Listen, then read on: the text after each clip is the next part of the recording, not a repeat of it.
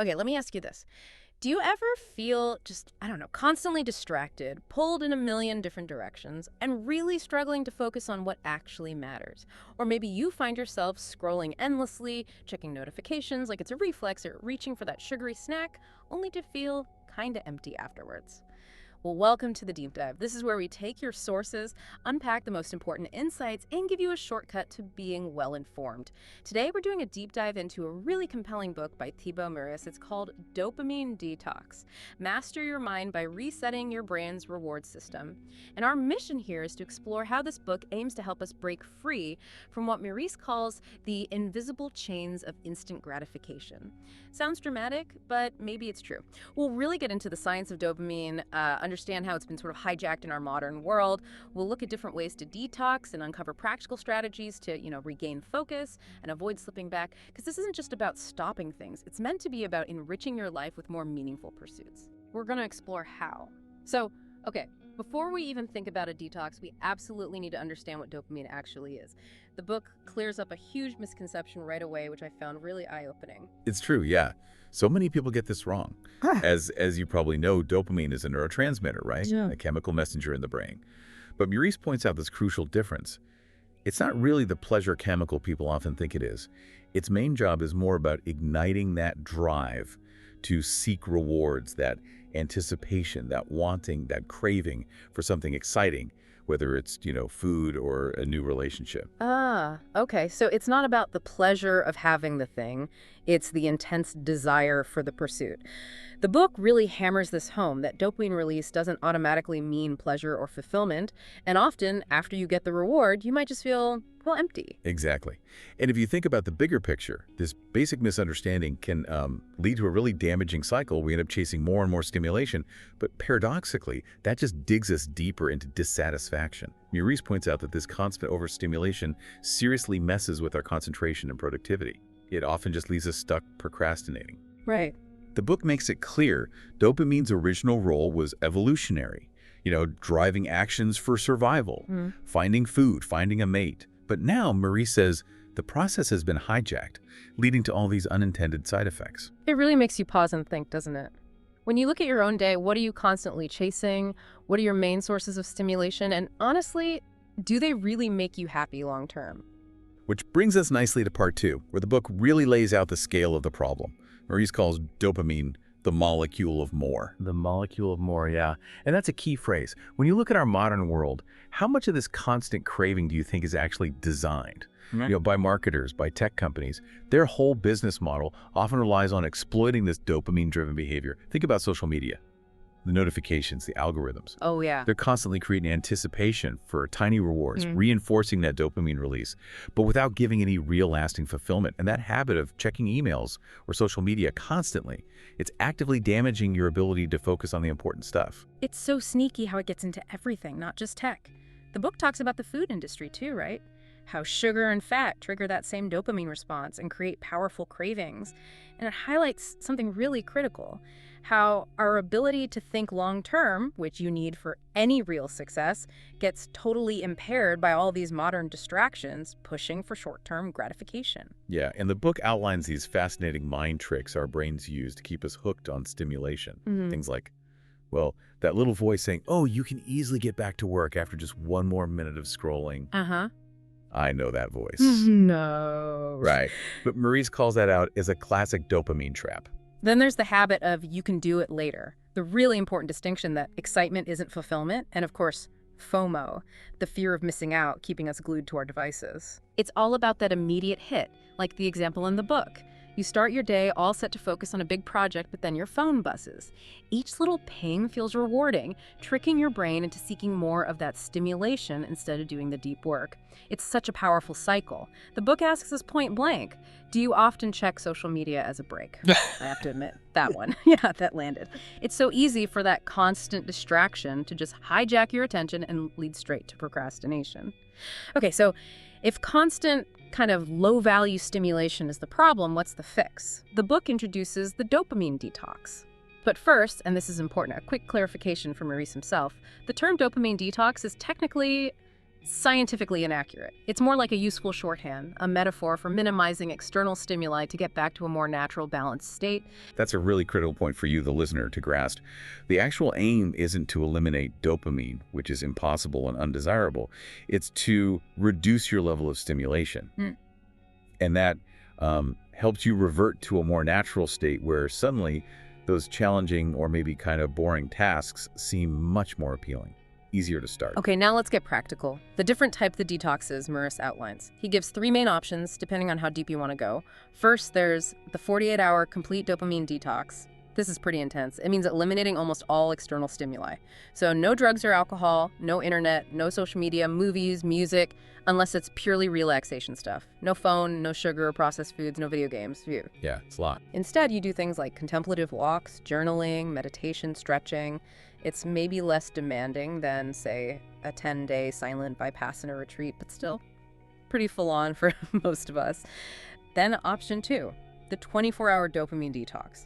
Similar idea, but shorter. The book notes it's less effective because it often takes longer than a day for your brain chemistry to really reset. And finally, for a less demanding approach, there's the partial dopamine detox. This is designed to be effective over time. You focus on cutting out just one specific high-impact distraction. Maybe it's YouTube, maybe it's Instagram, you pick one. And this naturally leads to a key question for you. Which type of detox feels most suitable for your life right now? Your habits, your commitments? The book really encourages you to actually identify and write down the type you want to try. That act of commitment is a great first step. I like that. And then the book gives us a really clear 3-step method to make the detox successful. Makes it feel manageable. Step 1, identify your biggest distractions. Simple but powerful. Create a list, 2 columns, cans activities you can do and cans activities to avoid during the detox. It forces you to actually think about what really pulls your focus. Then you put that list somewhere visible.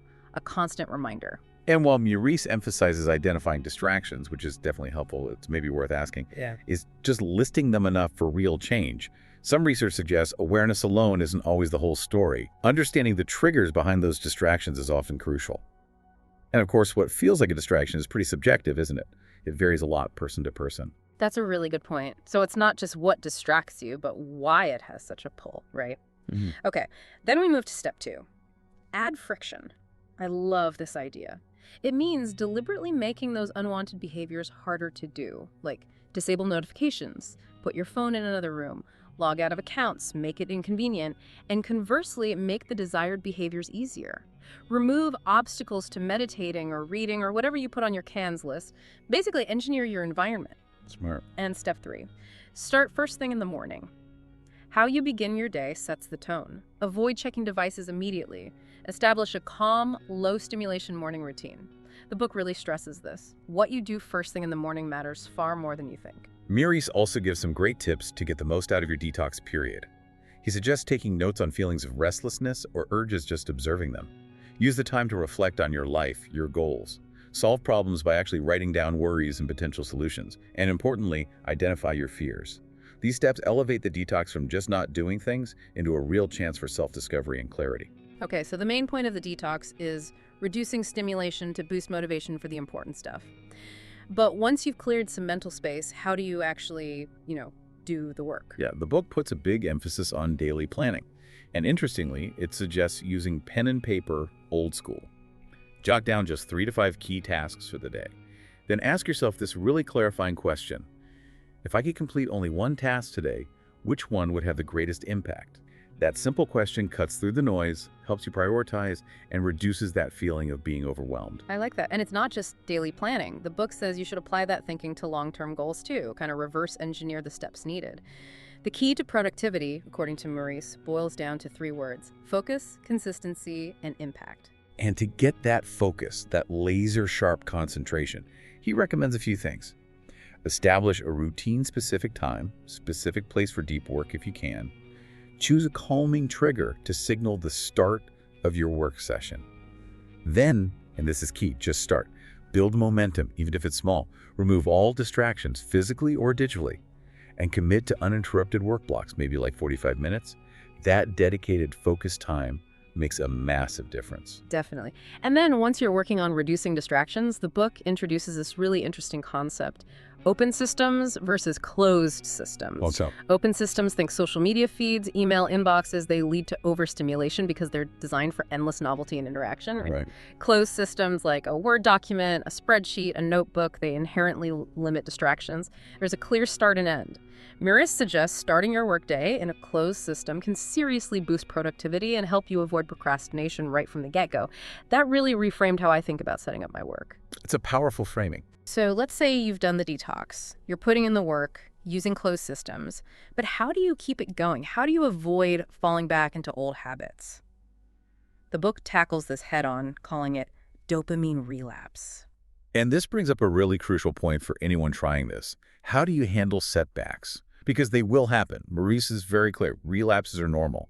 His advice is basically, don't dwell on it. Don't feel guilty or ashamed of yourself. Simply restart your routine and do it one day at a time. It's all about progress, not achieving some impossible standard of perfection. Yeah, that's really important framing. And he offers some key strategies to help prevent slipping back too often. First, self-awareness. He says self-awareness is the key to making lasting change. You have to learn to recognize your own signs of getting overstimulated again.